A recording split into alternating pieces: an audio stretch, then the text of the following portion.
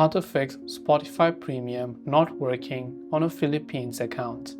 If you have got a Philippines Spotify Premium account and it's not working for some reason, right?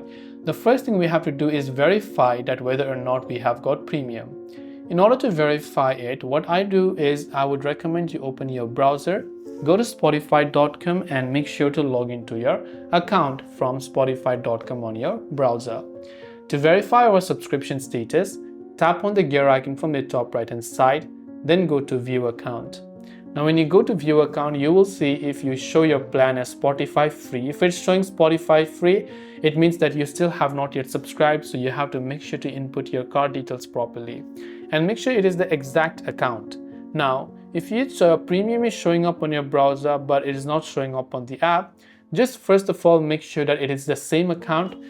If it is the same account and still not showing, you have to log out and log in back again. So go to settings and tap on log out.